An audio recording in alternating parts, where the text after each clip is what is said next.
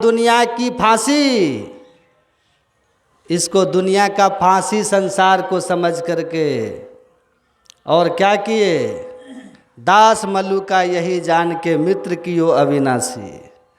मलुक दास जी महाराज कहते हैं सबे संसार और ये सब धन वैभव ये सब के सब इसका आकर्षण।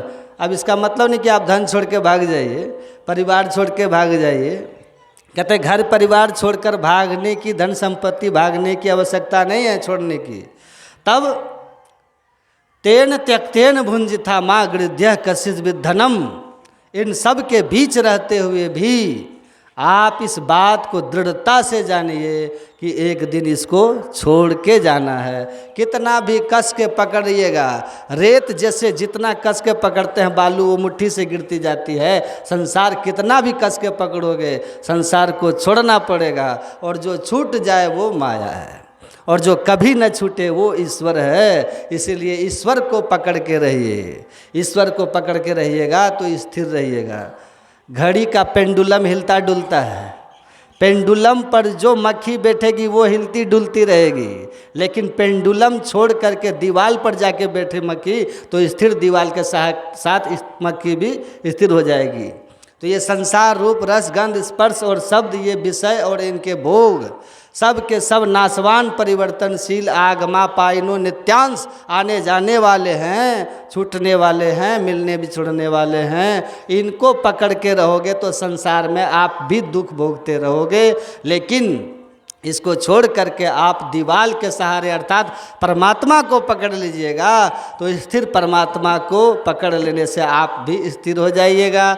और जो शांति स्थिरता व निश्चलता को कहते हैं, जो शांति को प्राप्त कर लेते हैं वो संत कहलाते हैं। शांति स्वरूप सर्वेश्वर जानो, सर्वेश्वर सर्वाधार परमपिता परमात्मा ही एक शांति स्वरूप हैं, निश्चल हैं। उसी एक ईश्वर को जान करके ही मुक्ति हो सकती है। इसलिए संसार में रहिए, परिवार में रहिए, सब कुछ करिए, लेकिन मन में जानिए कि एक दिन ये संसार छूट जाएगा और हमको इस संसार के कारण हम अगर गलत कुछ करेंगे उसका भोग हमको भोगना होगा। तो क्या करना चाहिए, हमको मायापति को पकड़ के रखना है, परमात्मा के शरण में रहना है, सद्गुरु की सदयुक्ति से त्रिकाल संध्या करना है, भगवत भक्ति करनी है, नियमित बैठ करके ध्यान भजन कीजिए।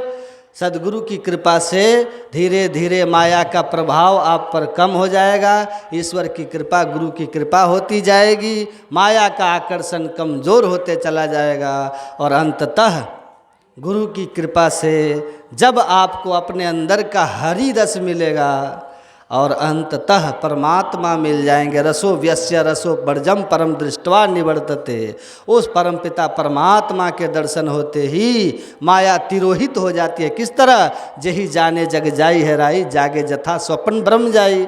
जैसे जगने पर स्वप्न का भ्रम समाप्त हो जाता है, वैसे ही ब्रह्म के दर्शन होते ही, ईश्वर की प्राप्ति होते ही माया का प्रभाव हमेशा के लिए चला जाता है। वो मुक्त पुरुष, ब्रह्म को जानने वाला, ब्रह्म ज्ञानी, ब्रह्मविद, ब्रह्म स्वयं, वह स्वयं परमात्मा को जानकर परमात्मा स्वरूप हो जाता है।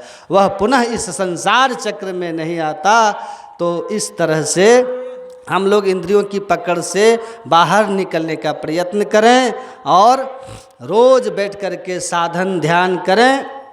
संसार के पदार्थ, संसार के विषय, संसार के संबंध, स्वर्ग नर्क, इन सब के सुख सब के सब मायिक है। मायिक का अर्थ क्या होता है, परिवर्तनशील, क्षणिक, नाशवान, अनस्थिर, सदा नहीं रहने वाला, सदा रहने वाला ईश्वर हैं। उस ईश्वर को पाने के लिए प्रयत्न कीजिए, भक्ति कीजिए, तो माया के प्रभाव से मुक्त होकर के सुखी मीन जे नीर अगाधा, जिमी हर शरण न एक बाधा। अगाध जल में जैसे मछली सुखी रहती है, वैसे ही परमात्मा के शरण में जाकर भक्त हमेशा के लिए सुखी हो जाता है। बोलिए श्री सद्गुरु।